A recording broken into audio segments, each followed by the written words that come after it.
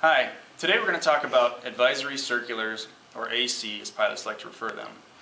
What an advisory circular is, it's a way that the FAA disseminates pertinent information to the aviation community that they feel needs to get out in a timely manner. On the board here I have written several reasons why the FAA would put out an advisory circular, and I'll go ahead and read those for you at this time. One reason is to provide an acceptable, clearly understood method for complying with a regulation, to standardize implementation of the regulation or harmonize implementation for the international aviation community, to resolve a general misunderstanding of a regulation. This never happens, right?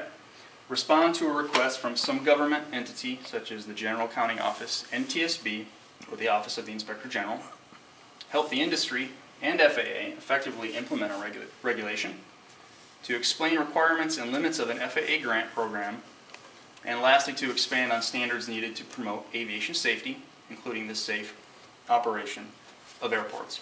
So now, as you can see, by the reasons why, a lot of these are regulation related. They're not solely, but in general, they are typically related to regulations. Here I have in my hand, and I'd like to show you what an AC looks like, basically. And as you can see, each advisory circular has a date, an AC number, and typically it's broken down into purpose, and if they've had a previous one, which in this case a 9163 Alpha, it was the previous, and now we're looking at 9163 Bravo. So this is the current one related on information regarding temporary flight restrictions.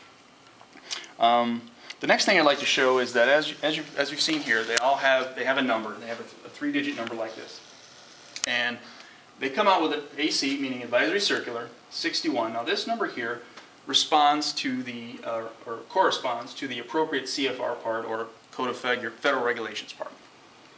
The second part, the 65 number, as you can see, it's basically sequentially numbered within each subject area.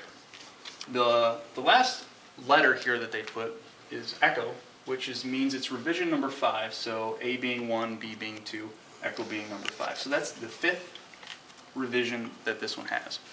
Now also, just as an example, here's some of the numbers and some of the pertinent topics that they cover. And as you can see, they're pretty well related to their FAR counterpart. 0 being general, and then there's subsequent ones underneath the 0, 11, 12, 13. 20 being aircraft, 60 being airmen, 61 being certification of pilots, and as you can see, kind of relates to that one up there. 70 being airspace, 90 being air traffic and the rules, 120, as we know, it relates to air carriers. 140 as well relates to the schools, and 141 relates to pilot schools, and we're well familiar with that. Now I'd like to just talk a little bit about, or go over this TFR, this advisory circular on TFR, they should say, and just kind of read a little bit about it so you have a kind of a breakdown understanding and information on TFRs themselves. So like I said, they start out with purpose, and I'll go ahead and read the purpose here. This advisory circular describes conditions under which the Federal Aviation may impose a temporary flight restriction.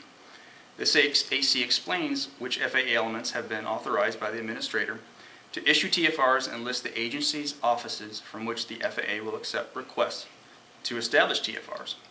So then I mentioned the cancellation, that would be number 2. It tells you the previous AC number and if there's been a cancellation or if this is the current one that you have. Principal changes, it goes through definitions which are pertinent to this AC. Some related reading material, number 5. Background and scope would be the next one. And then type of flight restrictions. Now this one's interesting, and I want to go ahead and cover this just briefly. Who has the authority to request a TFR? Military Major Command Headquarters, Regional Directors of the Office of Emergency Planning, Civil Defense State Directors or State Governors, military commanders serving as regional or area search and rescue coordinators, military commanders directing or coordinating air operations associated with disaster relief, civil authorities directing or coordinating organized relief air operations. This includes representatives of the FEMA, U.S. Forest Service, Bureau of Land Management, and state aeronautical agencies. The FBI, the DEA, Bureau of Alcohol, Tobacco and Firearms, or the Secret Service, and the State Department, and lastly, other similar authorities, i.e. state, county, or civil government entities. So these are people who have the authority to actually request a TFR. I thought that was very pertinent to know.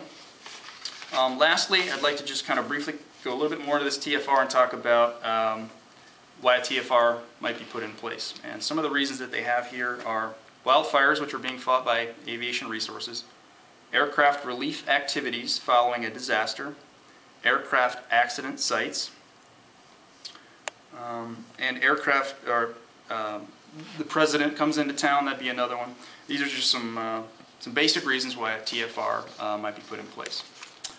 So today, we've talked a little bit about what an advisory circular is, reasons why the FAA would implement or put out an advisory circular.